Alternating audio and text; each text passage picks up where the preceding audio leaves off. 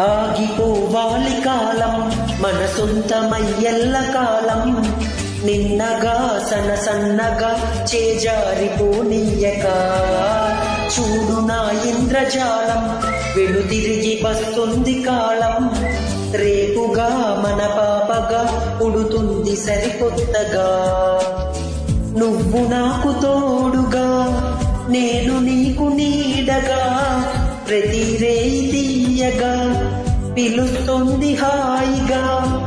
ఇలా ఉండిపోతే చాలుగా